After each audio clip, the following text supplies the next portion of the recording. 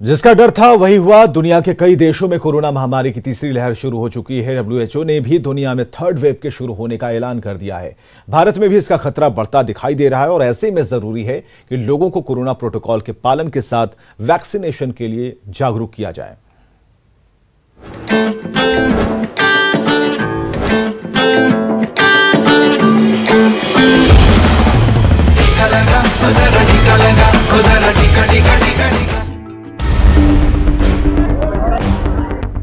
Corona महामारी के खिलाफ जंग में टीके की क्या अहमियत है, आप बिहार के मधुबनी में आकर देख सकते हैं। यहाँ वैक्सीन लेने के लिए इस कदर अफरा तफरी मची है कि लोग घंटों कतार में खड़े होकर अपनी बारी का इंतजार कर रहे हैं। आलम यह है कि नेपाल बॉर्डर से सटे मधुबनी के खुटैना हाई स्कूल का ये मैदान छोटा पड़ रहा है। हजारों की भीड़ टीका लेने के लिए सुबह से ही यहाँ डेरा डाले हैं।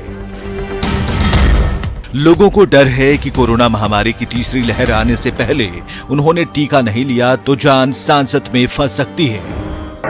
कोरोना की लहर जो है वो तीसरी आने वाली है, तो लोग उससे बचने के लिए सबसे ज्यादा टीका लेने पर ध्यान दिए हैं। हालांकि कोरोना महामारी को लेकर लोगों में आई ये जागरूकता सरकार के लिए राहत की बात हो सकती है, लेकिन जिस तरह से लोग टीके के लिए सामाजिक दूरी और कोरोना प्रोटोकॉल को भुलाकर धक्का मुक्की करने पर उतारू हैं, इसका उल्टा असर देखने को मिल सकता है। और भारत सरकार और बिहार सरकार को हम लोग धन्यवाद देते हैं, जो वैक्सीन ही में अभी जनता को जो दिला रहे हैं वो अच्छा है। जाहिर है वैक्सीनेशन कैंप का ये मंजर किसी मेले से कम नहीं है। ऐसे में जरूरत लोगों को कोरोना प्रोटोकॉल के पालन के लिए और जागरूक करने की है, क्योंकि कोरोना के खिलाफ वैक्सीनेशन निश्चित तौर पर सबसे ज्यादा प्रभावकारी है। लेकिन इसका मतलब ये कतई नहीं कि वैक्सीनेशन के बाद कोरोना का खतरा पूरी तरह से टल जाए। लिहाजा हमें ये नहीं भूलना चाहिए कि टीका रामबाण है, लेकिन 2 गज की दूरी और मास्क अब भी कोरोना पर रोकथाम के लिए सबसे जरूरी है। यही मौजूदा वक्त के लिए जीवन रक्षक मंत्र है।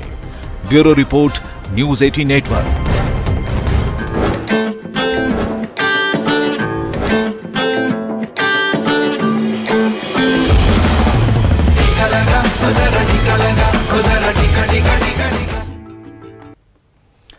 पश्चिमी चंपारण जिले की नदियां अपने अस्तित्व के लिए लड़ रही हैं। ऐतिहासिक महत्व वाली नदियों की सुरक्षा और संरक्षण को लेकर प्रशासन और जनप्रतिनिधियों ने ध्यान नहीं दिया। अतिक्रमणकारियों ने नदियों के बड़े हिस्से पर कब्जा कर रखा है, जिससे आम लोगों को प्राकृतिक आपदा के साथ ही प्रदूषण का सामना तक करना पड़ रहा है।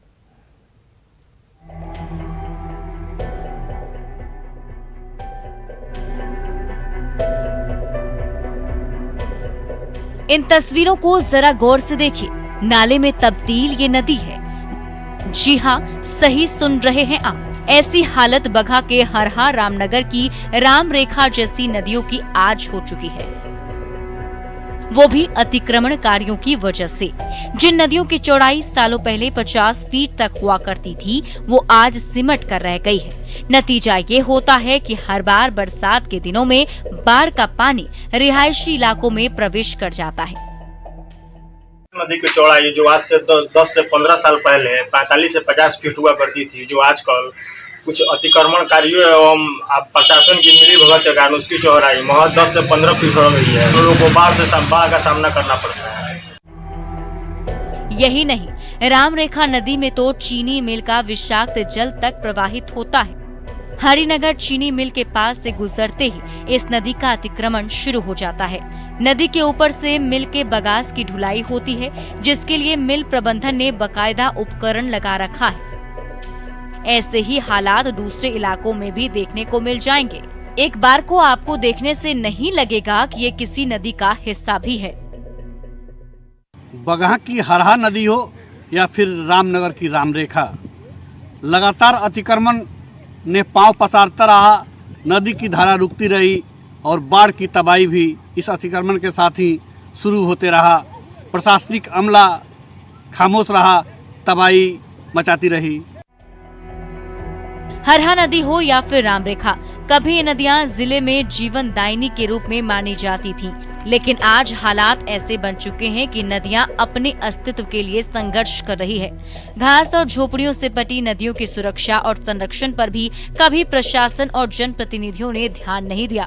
हाँ, राम रेखा नदी के तट पर सौंदर्यीकरण के नाम पर केवल सीढ़ियां बना दी गयी, जिसका उपयोग लोग छठ पर्व मनाने में ही करते हैं। मुन्ना राज, न्यूज़ 18 बगहा।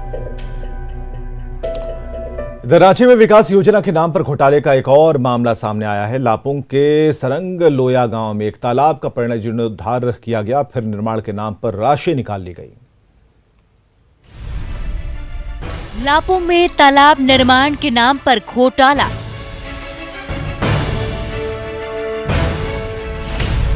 पहले तालाब का जीर्णोद्धार, फिर निर्माण।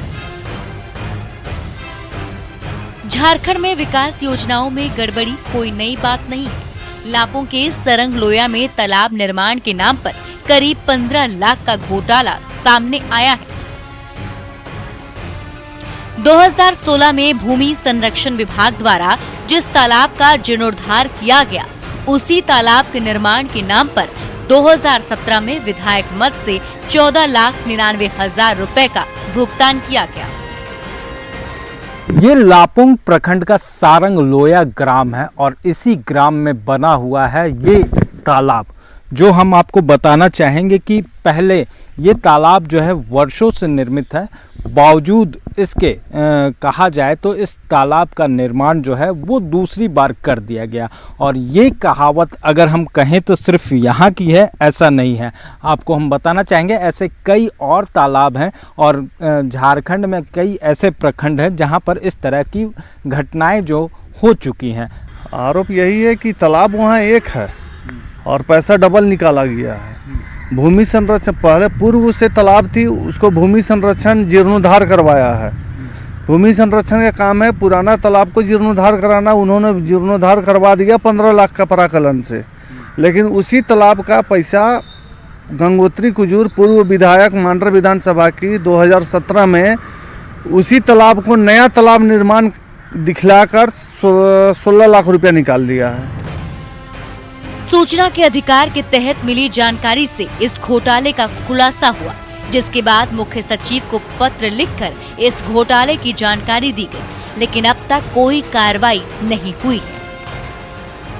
वहीं जीर्णोद्धार के नाम पर भी सिर्फ तालाब की एक तरफ सीढ़ियां बनाई गई हैं। हम लोग तो जब से पुराना था उस समय, तो जब से जन्मे उसी टाइम से देख रहे थे। तब से। हाँ। कितना उम्र हुआ आपका? मेरा 40 तो हो ही गया है। 40 साल पहले से तालाब है। हाँ। राज्य में ऐसे और भी कई मामले हैं जिन पर पर्दा उठना अभी बाकी है, लेकिन जिस तरह से ये बंदर बांट चल रहा है वो साफ तौर से बताता है कि झारखंड में फिलहाल जो स्थिति है वो काफ़ी खराब है और इस पर ध्यान देने की ज़रूरत है। कैमरामैन संजीव तिवारी के साथ ओम प्रकाश, न्यूज़ 18 रांची। हुनर वक्त का मोहताज नहीं होता। अगर आप में काबिलियत है तो आप वक्त को भी अपने मुताबिक बदलने को मजबूर कर सकते हैं। रांची के 8वीं पास शिशु ने अपने हुनर से काबिल इंजीनियरों को भी सोचने पर मजबूर कर दिया है। इस साइकिल को देखिए, ये बाइक की तरह दौड़ सकती है। रांची के हरमू के शिरिस बेग ने करीब 1.5 साल की मेहनत से ये साइकिल बनाई है। ये हमारा मीटर है, बैटरी शो करता है। ये 4 बैटरी यहाँ से ऑन होती है, जैसे जैसे कम होगी वैसे वैसे लाइट डाउन होते चल जाएगी। उसके बाद ये पिछला ब्रेक है, ये अगला ब्रेक है, उसी में तार भी लगा हुआ है कंट्रोलर से। ये कंट्रोलर है, बैटरी से ये बैटरी है, बैटरी से ये कंट्रोलर में आया, कंट्रोलर से फिर यहाँ होके तब एक्सीलेटर में आता है फंक्शन। ये मोटर है, इसी में पूरा पार्ट्स है और उसी के साथ कवर किया हुआ है, इसे पता नहीं चलता है कि मोटर कहाँ है। जुगाड़ टेक्नोलॉजी से बनी शिरीष बेग की ये साइकिल बैटरी से चलती है। बैटरी पूरी तरह चार्ज होने पर इस साइकिल से 35 से 40 किलोमीटर तक का सफर तय किया जा सकता है। इसे बनाने में करीब 20,000 रुपए की लागत आई है। ब्रेक मारने का ये जैसे बाइक में जो फैसिलिटी रहता है वो साइकिल में ही है और इसमें कोई दिक्कत की बात नहीं है चलाने में। जैसे गाड़ी चलाते उस तरह ही एक्सीलेटर भी है, फिर ब्रेक भी है, सब चीज इसमें फैसिलिटी है जो बाइक में रहता है। शिरीष को बचपन से ही मैकेनिकल कामों में काफी दिलचस्पी रही है। शिरीष फिलहाल अपने खास साइकिल के चार्जिंग सिस्टम में और सुधार करने की कोशिश में जुटे हैं। वास्तव में जब पूरी तरह चार्ज होती है तो आप 40 किलोमीटर तक का सफर आराम से इसे कर सकते हैं। हालांकि इसमें शिरीष बेक जी और सुधार करना चाहते हैं ताकि यह साइकिल जो है इलेक्ट्रॉनिक साइकिल चलते चलते भी चार्ज हो सके। संजय कुमार सिन्हा, न्यूज़ 18 रांची। कोरोना की लड़ाई में मास्क सबसे बड़ा हथियार है और मास्क रूपी कवच से ही कोरोना वायरस को फैलने से रोका जा सकता है। इसलिए आप सभी दर्शकों से अपील है कि मास्क पहनिए, खुद भी सुरक्षित रहिए और दूसरों को भी सुरक्षित रखिए, क्योंकि जीवन है अनमोल। मास्क का करें प्रयोग। खबरें लगातार जारी हैं।